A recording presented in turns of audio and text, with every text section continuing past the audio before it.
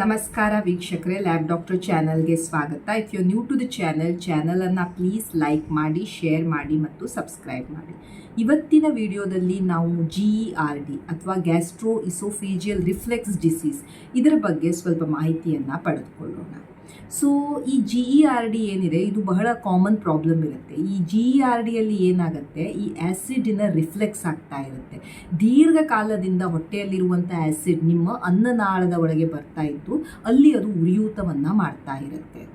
So ಇದು ನಮ್ಮ ಅನ್ನನಾಳ ಮತ್ತು ಇದು ಹೊಟ್ಟೆ ಅಂಡ್ ಇದು ಕರುಳಿನ ಸಣ್ಣ ಕರುಳಿನ first part, that is duodenum. ನಾವು ಊಟ ಮಾಡಿದಂತ ಆಹಾರ ಏನಿರುತ್ತೆ ಈ ಅನ್ನನಾಳದ ಮೂಲಕ ಈ ಹೊಟ್ಟೆ ಒಳಗಡೆ ಬರ್ತಾ ಇರುತ್ತೆ. ಸೊ ಹೊಟ್ಟೆಯ ಮತ್ತು ಈ ಅನ್ನನಾಳದ ನಡುವೆ ಒಂದು ರಿಂಗ್ ಟೈಪ್ ಸ್ಟ್ರಕ್ಚರ್ ಇರುತ್ತೆ. ಅದನ್ನ ನಾವು ಲೋವರ್ ಇಸೋಫೇಜಿಯಲ್ ಸ್ಪಿಂಕ್ಟರ್ ಅಂತ ಹೇಳ್ತಾ ಇರ್ತೇವೆ. ಸೊ ಇದೇನ್ ಮಾಡತ್ತೆ, ಇಲ್ಲಿರುವಂತಹ ಆಸಿಡ್ ಆಗ್ಲಿ, ಹೊಟ್ಟೆಯಲ್ಲಿರುವಂತಹ ಆಸಿಡ್ ಆಗ್ಲಿ ಅಥವಾ ಆಹಾರವನ್ನ ಈ ತರ ಹಿಂದೆ ಬರೋದಕ್ಕೆ ತಡಿತಾ ಇರುತ್ತೆ. ಅಥವಾ ನಾರ್ಮಲಿ ಈ ತರ ಇದು ಬ್ಲಾಕ್ ಮಾಡ್ತಾ ಇರುತ್ತೆ, ಸೊ ದ್ಯಾಟ್ ಫುಡ್ ಆಗ್ಲಿ ಆಸಿಡ್ ಆಗ್ಲಿ ನಮ್ಮ ಅನ್ನನಾಳಕ್ಕೆ ಹೋಗ್ಬಾರ್ದು ಅಂತ. ಬಟ್ ಈ GERD ಯಲ್ಲಿ ಏನಾಗುತ್ತೆ, ಈ ಲೋವರ್ ಇಸೋಫೇಜಿಯಲ್ ಸ್ಪಿಂಕ್ಟರ್ ತುಂಬಾ ಲ್ಯಾಕ್ಸ್ ಆಗಿದೆ ಅಥವಾ ತುಂಬಾ ಸಡ್ಲಾಗಿದೆ ಅಂತ ಕಂಡೀಷನ್ಸ್ ಅಲ್ಲಿ ಈ ಹೊಟ್ಟೆಯಲ್ಲಿರುವಂತ ಆಸಿಡ್ ಆಗಿರ್ಬೋದು ಅಥವಾ ಇಲ್ಲಿರುವಂತ ಫುಡ್ ಇರ್ಬೋದು, ಇದು ರಿಫ್ಲೆಕ್ಸ್ ಆಗ್ತಾ ಇರುತ್ತೆ. ಇಲ್ಲಿ ಹಿಂದೆ ಬರೋದನ್ನ ನಾವು ರಿಫ್ಲೆಕ್ಸ್ ಅಂತ ಹೇಳ್ತಾ ಇರ್ತೇವೆ. ಸೊ ಇಲ್ಲಿ ಬಂದಂತ ಆಸಿಡ್ ಇವೆಲ್ಲ ಈ ಇಸೋಫೇಗಸ್ ಏನಿರುತ್ತೆ ಇದರಲ್ಲಿ ಇವು ಉರಿಯೂತವನ್ನ ಉಂಟು ಮಾಡ್ತಾ ಇರ್ತವೆ. ಇನ್ನೊಂದು ಕಾರಣ ಈ GERDಗೆ ಹಯಾಟಸ್ ಹರ್ನಿಯಾ. ಹಯಾಟಸ್ ಹರ್ನಿಯಾ ಅಂದ್ರೆ ಏನು ನೋಡಿ, ಈ ಡಯಾಫ್ರಾಮ್ ಅನ್ನುವಂತ ಒಂದು ಪದರ ಏನಿರುತ್ತೆ ಇದು ಅನ್ನನಾಳ ಮತ್ತು ಈ ಅನ್ನನಾಳದ ಕೆಳಗಿರುವ ಅಂಗಾಂಗಗಳನ್ನ ಸಪರೇಟ್ ಮಾಡುವಂತಹ ಒಂದು ಪದರು. ಸೊ ಹೊಟ್ಟೆ ಕರುಳು ಎಲ್ಲ ಈ ಪದರಿನ ಕೆಳಗಿರ್ತಾ ಇರ್ತವೆ. ಸೊ ಈ ಹಯಾಟಸ್ ಹರ್ನಿಯಾದಲ್ಲಿ ಈ ಹೊಟ್ಟೆಯ ಒಂದು ಸ್ವಲ್ಪ ಪಾರ್ಟ್, ಈ ಹಯಾಟಸ್ ಅಥವಾ ಒಂದು ಸಣ್ಣ ಈ ಓಪನಿಂಗ್ ಮೂಲಕ ಇಲ್ಲಿ ಮೇಲ್ಗಡೆ ಬರ್ತಾ ಇರ್ಬೋದು. ಸೊ ಇದನ್ನ ನಾವು ಗ್ರೇಡ್ 1, ಗ್ರೇಡ್ 2, ಗ್ರೇಡ್ 3, ಗ್ರೇಡ್ 4 ಅಂತ ಕ್ಲಾಸಿಫೈ ಮಾಡ್ತಾ ಇರ್ತೇವೆ. ಸೊ ಇದರಿಂದ ಸಹ ಇಲ್ಲಿರುವಂತ ಆಸಿಡ್ ಮೇಲ್ಗಡೆ ಹೋಗ್ಬೋದು ಮತ್ತು ಈ ಅಸಿಡಿಟಿ ಅಥವಾ ಈ ಹಾರ್ಟ್ ಬರ್ನ್ ಎಕ್ಸೆಟ್ರಾ ಮಾಡ್ತಾ ಇರ್ಬೋದು. ಸೊ ಏನು ರೋಗ ಲಕ್ಷಣಗಳನ್ನ ನಾವು ನೋಡ್ತಾ ಇರ್ತೇವೆ ಈ GERDಯಲ್ಲಿ? ಒಂದು, ಎದೆಯಲ್ಲಿ ಉರಿ. ಸೊ ಎಸ್ಪೆಷಲಿ ನೀವು ಏನಾದರೂ ತಿಂದ ಮೇಲೆ ಈ ಉರಿ ಜಾಸ್ತಿ ಆಗುತ್ತೆ, ಮಲ್ಕೊಂಡ ಮೇಲೆ ಈ ಉರಿ ಜಾಸ್ತಿ ಆಗ್ತಾ ಇರ್ಬೋದು, ಅಥವಾ ರಾತ್ರಿಯ ಟೈಮಲ್ಲಿ ನಿಮಗೆ ಈ ಎದೆ ಉರಿ ಜಾಸ್ತಿ ಆಗ್ತಾ ಇರ್ಬೋದು. ಬ್ಯಾಕ್ ವಾಶ್ ಅಥವಾ ರೀಗರ್ಜಿಟೇಷನ್, ನೀವು ಏನು ಊಟ ಮಾಡಿರ್ತೀರಾ, ಏನು ತಿಂದಿರ್ತೀರಾ ಅದು ಮತ್ತೆ ನಿಮ್ಮ ಬಾಯಲ್ಲಿ ಬಂದ ಹಾಗಾಗ್ಬೋದು. ಒಂಥರ ಸೋರ್ ಟೇಸ್ಟ್ ಬರ್ತಾ ಇರ್ಬೋದು ನಿಮ್ಮ ಬಾಯಲ್ಲಿ. ನುಂಗ್ಲಿಕ್ಕೆ ತ್ರಾಸ ಆಗ್ಬೋದು, ನಿಮಗೆ ಏನೋ ಗಂಟ್ಲಲ್ಲಿ ಸಿಕ್ಕ ಹಾಕೊಂಡ ಹಾಗೆ ಒಂದು ಲಂಪ್, ಏನೋ ಒಂದು ಗಂಟಿದ್ದ ಹಾಗೆ ಫೀಲಿಂಗ್ ಬರ್ತಾ ಇರ್ಬೋದು. ಹೊಟ್ಟೆಯ ಮೇಲ್ಭಾಗದಲ್ಲಿ ನೋವು ಬರ್ತಾ ಇರ್ಬೋದು, ಎದೆ ನೋವು ತರ ನಿಮ್ಗೆ ಫೀಲಿಂಗ್ ಆಗ್ತಾ ಇರ್ಬೋದು. ಈ ಆಸಿಡ್ ರಿಫ್ಲೆಕ್ಸ್ ನಿಮ್ಗೆ ರಾತ್ರಿಯಲ್ಲಿ ಜಾಸ್ತಿ ಆದಾಗ ಕೆಲವೊಬ್ಬರಿಗೆ ಕೆಮ್ಮು ಬರ್ತಾ ಇರ್ಬೋದು. ನಿಮ್ಗೆ ಅಸ್ತಮಾ ಎಕ್ಸೆಟ್ರಾ ಇದ್ರೆ ಅದು ಇನ್ನೂ ವರ್ಸನ್ ಆಗ್ಬೋದು, ಹದಗೆಡಬಹುದು. ಎದೆಯಲ್ಲಿ ಬರ್ನಿಂಗ್ ಸೆನ್ಸೇಷನ್ ಆಗ್ತಾ ಇರಬಹುದು. ಊಟ ಮಾಡ್ಬೇಕಾದ್ರೆ ನುಂಗ್ಲಿಕ್ಕೆ ತ್ರಾಸ ಆಗ್ತಾ ಇರ್ಬೋದು, ನಿಮ್ಗೆ ನಿಮ್ಮ ಬಾಯಿಯಲ್ಲಿ ಹುಳಿ ತೇಗ್ ಬರ್ತಾ ಇರ್ಬೋದು. ಕೆಲವೊಮ್ಮೆ ರಾತ್ರಿಯ ಟೈಮಲ್ಲಿ ನಿಮ್ಗೆ ಆಸಿಡ್ ರಿಫ್ಲೆಕ್ಸ್ ಜಾಸ್ತಿ ಆಯ್ತು ಅಂತ ಹೇಳಿದ್ರೆ ನಿಮ್ಗೆ ಉಸಿರಾಡ್ಲಿಕ್ಕೆ ತ್ರಾಸ ಆಗ್ಬೋದು, ಅಸ್ತಮಾ ವರ್ಸನ್ ಆಗ್ಬೋದು, ಕೆಮ್ಮು ಬರ್ಬೋದು, ಬಹಳ ಬಾಯಿಯಲ್ಲಿ ಜೊಲ್ಲು ಬರ್ತಾ ಇರ್ಬೋದು, ಎಕ್ಸೆಸಿವ್ ಸಲೈವೇಷನ್ ಇರ್ಬೋದು. ಈ ಹಲ್ಲಿನ ಕೇರೀಸ್ ಅಥವಾ ಟೂತ್ ಇರೋಷನ್ಸ್, ಈ ಹಲ್ಲು ಹುಳುಕಾಗೋದು ಜಾಸ್ತಿ ಆಗ್ತಾ ಇರಬಹುದು ಕೆಲವೊಮ್ಮೆ ಈ ಆಸಿಡ್ ರಿಫ್ಲೆಕ್ಸ್ ಇಂದ. ಮತ್ತು ಈ ತರ ಬೆಲ್ಚಿಂಗ್ ಅಥವಾ ತೇಗ್ ಬರ್ತಾ ಇರೋದೆಲ್ಲ ಈ ನಾವು GERDಯಲ್ಲಿ ನೋಡ್ತಾ ಇರ್ತೇವೆ. ಯಾವ ಫ್ಯಾಕ್ಟರ್ಸ್ ಈ ಆಸಿಡ್ ರಿಫ್ಲೆಕ್ಸಸ್ ಅನ್ನ ಹೆಚ್ಚು ಮಾಡ್ತಾ ಇರ್ತವೆ? ನೀವು ಧೂಮಪಾನ ಮಾಡ್ತಾ ಇದ್ರೆ ಅಥವಾ ನೀವು ಮದ್ಯಪಾನವನ್ನ ಮಾಡ್ತಾ ಇದ್ರೆ, ಬಹಳ ಓವರ್ ಈಟಿಂಗ್ ಮಾಡ್ತಾ ಇದ್ದೀರಾ, ಎಸ್ಪೆಷಲಿ ರಾತ್ರಿ ಮಲ್ಗೋಕ್ಕಿಂತ ಮೊದಲು ನೀವು ಬಹಳ ಊಟ ಮಾಡಿಕೊಂಡು ಇಮಿಡಿಯೇಟ್ಲಿ ಮಲ್ಗ್ತಾ ಇದ್ದೀರಾ. ಕೆಲವೊಂದು ಫುಡ್ ಇರ್ಬೋದು, ಲೈಕ್ ಅದು ಬಹಳ ಕರ್ದಿದ್ದಂಥ ಆಹಾರ ಅಥವಾ ಬಹಳ ಮಸಾಲೆಯುಕ್ತ ಆಹಾರ, ಬಹಳ ಎಣ್ಣೆಯುಕ್ತ ಆಹಾರವಿರ್ಬೋದು, ಟೀ ಇರ್ಬೋದು, ಕಾಫಿ ಇರ್ಬೋದು, ಇಂಥ ಬೆವರೇಜಸ್ ಇರಬಹುದು. ಅಂಡ್ ಕೆಲವೊಂದು ಔಷಧಿಗಳು ಸಹ ಈ ಆಸಿಡ್ ರಿಫ್ಲೆಕ್ಸ್ ಅನ್ನ ಟ್ರಿಗರ್ ಮಾಡಬಹುದು. ಏನೇನು ಕಾಂಪ್ಲಿಕೇಶನ್ಸ್ ಆಗ್ಬೋದು ಈ GERD ಇಂದ? ಸೊ ಬಹಳಷ್ಟು ಸಲ ಈ ಉರಿಯೂತ ಆಗ್ತಾ ಆಗ್ತಾ ಈ ಇಸೋಫೇಜಸ್ ಅಥವಾ ಈ ಅನ್ನನಾಳ ಏನಿರುತ್ತೆ ಅದರಲ್ಲಿ ಇಸೋಫೇಜೈಟಿಸ್ ಆಗ್ಬಿಡ್ಬೋದು. ಅಂದ್ರೆ ಅಲ್ಲಿ ಉರಿಯೂತ, ಇನ್ಫ್ಲಮೇಷನ್ ಆಗ್ಬಿಡ್ಬೋದು.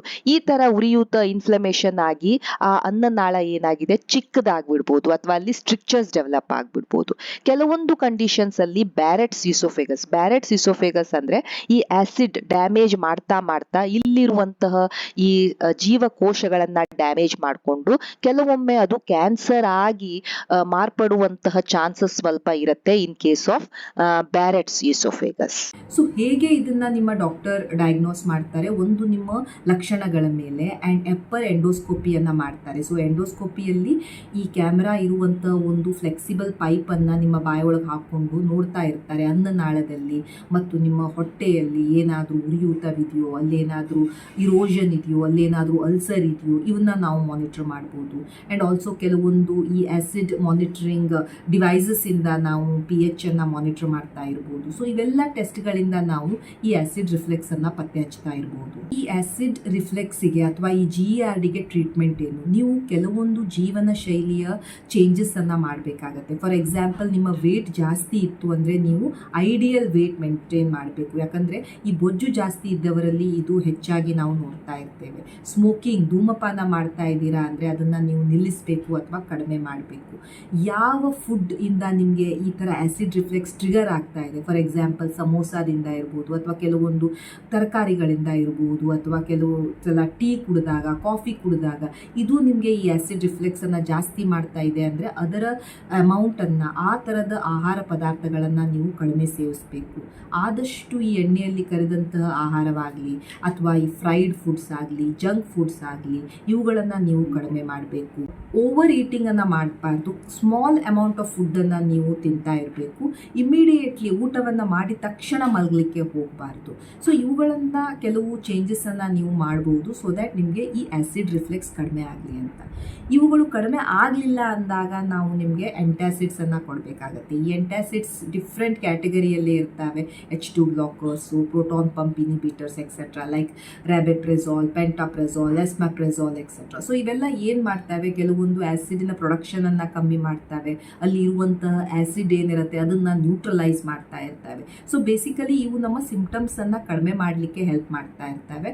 ಬಟ್ ಇವು ಎಲ್ಲ ಸಲ ಇದನ್ನು ಮಾಡಲಿಕ್ಕೆ ಹತ್ರ ಆಗೋದಿಲ್ಲ. ಅಥವಾ ಇವು ಕೆಲವೊಮ್ಮೆ ಈ ಏರ್ ರಿಫ್ಲೆಕ್ಸ್ ಏನಿರುತ್ತೆ ಅಥವಾ ಈ ಬೈಲ್ ರಿಫ್ಲೆಕ್ಸ್ ಏನಿರುತ್ತೆ, ಈ ಫುಡ್ ರಿಫ್ಲೆಕ್ಸ್ ಏನಿರುತ್ತೆ, ಇವುಗಳನ್ನು ತಡಿಲಿಕ್ಕೂ ಕೆಲವೊಂದಕ್ಕೆ ಆಗ್ತಾ ಇರೋದಿಲ್ಲ. ಸೊ ನೀವು ನೆನ್ಪಿಟ್ಕೊಳ್ಬೇಕು, ಈ ಔಷಧಿಗಳನ್ನು ನೀವು ನಿಮ್ಮ ಡಾಕ್ಟರಿನ ಪ್ರಿಸ್ಕ್ರಿಪ್ಷನ್ ಮೇಲೇ ಅವರು ಹೇಳಿದಂಥ ಟೈಮಿನವರೆಗೆ ತೆಗೆದುಕೊಳ್ತಾ ಇರಬೇಕು. ಕೆಲವೊಬ್ಬರು ಲಾಂಗ್ ಟರ್ಮ್ ಈ ಅಸಿಡಿಟಿಗೆ ಔಷಧಿಯನ್ನು ತೆಗೆದುಕೊಳ್ತಾ ಇರ್ತಾರೆ. ಯಾಕಂದರೆ ಯಾವುದೇ ಔಷಧಿ ನೀವು ತೆಗೆದುಕೊಂಡ್ರೂ ಅವುಗಳದೇ ಆದ ಸೈಡ್ ಇಫೆಕ್ಟ್ಸ್ ಇರ್ತವೆ. And antacids are not an exception. ಇವುಗಳಿಗೂ ತಮ್ಮದೇ ಆದ ಸೈಡ್ ಇಫೆಕ್ಟ್ಸ್ ಇದೆ. ಕೆಲವೊಂದು ಮಲಬದ್ಧತೆಯನ್ನು ಮಾಡ್ಬೋದು, ಕೆಲವೊಂದು ಡಯೇರಿಯಾವನ್ನು ಮಾಡ್ಬೋದು, ಕೆಲವೊಂದು ಈ ಬೋನ್ಸನ್ನು ವೀಕ್ ಮಾಡ್ಬೋದು, ಕೆಲವೊಂದು ಕಿಡ್ನಿಯಲ್ಲಿ ಸ್ಟೋನ್ಸ್ ಮಾಡ್ಬೋದು. ಸೊ ಈ ಥರ ಅದಕ್ಕೂ ಸೈಡ್ ಇಫೆಕ್ಟ್ಸ್ ಇರ್ತವೆ. So B cautious. ನೀವು ಈ ಥರ ಎಂಟಾಸಿಡ್ಸನ್ನು ಲಾಂಗ್ ಟರ್ಮ್ ಯೂಸ್ ಮಾಡ್ತಾ ಇರಬೇಕಾದ್ರೆ ನೀವು ನಿಮ್ಮ ಡಾಕ್ಟರ್ ಜೊತೆ ಒಂದ್ಸಲ ಡಿಸ್ಕಸ್ ಮಾಡೋದು ಬೆಟರ್. ಆ್ಯಂಡ್ ಇನ್ ಕೇಸ್ ಯಾವುದೂ ಈ ಎಂಟಾಸಿಡ್ಸ್ ಆಗಲಿ, ಲೈಫ್ ಸ್ಟೈಲ್ ಮಾಡಿಫಿಕೇಷನ್ ಆಗಲಿ ನಿಮಗೆ ರಿಲೀಫನ್ನು ಕೊಡದೇ ಇದ್ದಾಗ ಡಾಕ್ಟರ್ ನಿಮಗೆ ಸರ್ಜರೀಸನ್ನು ಸಹ ಹೇಳ್ಬೋದು. ಒಂದು ಸರ್ಜರಿ ಅಂತ ಹೇಳಿದ್ರೆ ಈ TIF ಅಥವಾ ಟ್ರಾನ್ಸ್ ಓರಲ್ ಇನ್ಸಿಷನ್ ಲೆಸ್ ಫಂಡೋಪ್ಲೈಕೇಶನ್, TIF ಅಂತ ಹೇಳ್ತಾ ಇರ್ತೇವೆ. ಇದರಲ್ಲಿ ಏನ್ ಮಾಡ್ತೇವೆ ನಾವು, ಈ ಒಂದು flexible tube like imaging instrument, ಈ ಎಂಡೋಸ್ಕೋಪ್ ಏನಿರುತ್ತೆ ಇದರಲ್ಲಿ ಹಾಕ್ತಾ ಇರ್ತೇವೆ. ಅಂಡ್ ಈ ಟ್ವೀಸರ್ಸ್ ಮೂಲಕ ಈ ಜಾಗವನ್ನ ಟೈಟ್ ಮಾಡ್ಲಿಕ್ಕೆ, ರಿಪೇರ್ ಮಾಡ್ಲಿಕ್ಕೆ ಟ್ರೈ ಮಾಡ್ತಾ ಇರ್ತೇವೆ. ಇದನ್ನ ನಾವು TIF ಅಂತ ಹೇಳ್ತಾ ಇರ್ತೇವೆ. ಅದೇ ರೀತಿ ಕೆಲವೊಮ್ಮೆ ನಿಮಗೆ ಸರ್ಜರಿಯಲ್ಲಿ ಫಂಡೋಪ್ಲೈಕೇಶನ್ ಮಾಡ್ಬೋದು. ಫಂಡೋಪ್ಲೈಕೇಶನ್ ಅಲ್ಲಿ ಈ ತರ ಈ ಹೊಟ್ಟೆಯ ಭಾಗವನ್ನ ಈ ತರ ರ್ಯಾಪ್ ಮಾಡಿಕೊಂಡು ಈ ಜಾಗವನ್ನ ಟೈಟನ್ ಮಾಡ್ಬೋದು ಸೊ ದ್ಯಾಟ್ ಇಲ್ಲಿರುವಂತಹ ಆಸಿಡ್ ಮೇಲ್ಗಡೆ ಹೋಗಬಾರ್ದು ಅಂತ. ಸೊ ಈ ಏರಿಯಾನ ಸ್ವಲ್ಪ ಟೈಟ್ ಮಾಡ್ಬೋದು. ಇದಕ್ಕೆ ನಾವು ಫಂಡೋಪ್ಲೈಕೇಶನ್ ಅಂತ ಇರ್ತೇವೆ. So that's all about GERD or acid reflux. Thank you so much for watching the video. Please like, share and subscribe the channel. Thank you.